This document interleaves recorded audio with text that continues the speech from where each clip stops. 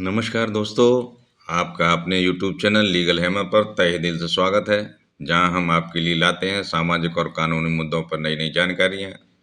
आज हम बात करेंगे बेहद गंभीर और सामाजिक सरोकार रखने वाले पारिवारिक मुद्दे पर, जो हंसते खेलते परिवारों की खुशियां पल भर में छीन लेता है। यह मुद्दा है एक्स्ट्रा मैरिटल अफेयर का। क्या कहता है नया कानून? दोस्तों, क्या आपने कभी सोचा है कि शादी के बाद पति या पत्नी किसी तीसरे व्यक्ति के साथ रिश्ता रखना जायज़ है? क्या सिर्फ नैतिक रूप से गलत है या कानूनी रूप से अपराध भी है? कुछ समय से समाज में आधुनिकता के नाम पर एक्स्ट्रा मैरिटल अफेयर्स का चलन तेजी से बढ़ रहा है। दोस्तों, कानूनी तौर पर इस मुद्दे के संबंध में कई भ्रांतियां फैली हुई हैं। असल में इसके संबंध में नई विधि के तहत कानूनी प्रावधान क्या हैं? विवाह के किसी पक्षकार द्वारा इसका उल्लंघन करने पर सजा हो सकती है, या फिर तलाक या गुजारा भत्ता के संबंध में कानून क्या कहता है? सबसे पहले समझते हैं कि एक्स्ट्रा मैरिटल अफेयर्स होता क्या है।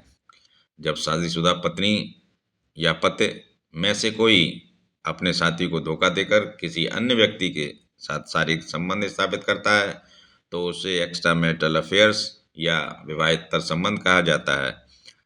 पुराने कानून अर्थात भारतीय दंड संहिता 1860 की धारा 497 के तहत एक्स्ट्रा मैरिटल अफेयर्स को अपराध माना जाता था, लेकिन विधिक दृष्टांत जोसेफ साइन बनाम भारत संघ 2018 में सर्वोच्च न्यायालय ने इस धारा को समाप्त कर दिया, जिससे यह कोई अपराध नहीं रहा।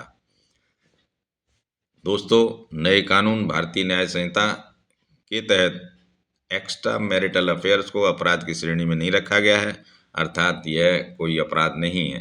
लेकिन क्या एक्स्ट्रा मैरिटल अफेयर का असर तलाक गुजारा भत्ता पर पड़ता है? तो उत्तर होगा हाँ। हिंदू मैरिज एक्ट की धारा 13(1) के अनुसार यदि शादीशुदा कोई व्यक्ति अपने पति या पत्नी के जीवित रहते हुए किसी अन्य व्यक्ति से शारीरिक संबंध स्थापित करता है, तो उसके विरुद्ध दूसरे पक्ष को तलाक का अधिकार मिल जाता है। गुजारा भत्ता और संपत्ति के अधिकार पर भी इसका असर पड़ता है। यही नहीं, एक्स्ट्रा मैरिटल अफेयर बच्चों की कस्टडी को भी प्रभावित करता है, लेकिन बच्चों की कस्टडी के संबंध में सुस्थापित नियम है, जिसके अनुसार न्यायालय बच्चों की कस्टडी देते समय बच्चों के सर्वोत्तम हित के सिद्धांत को ध्यान में रखता है।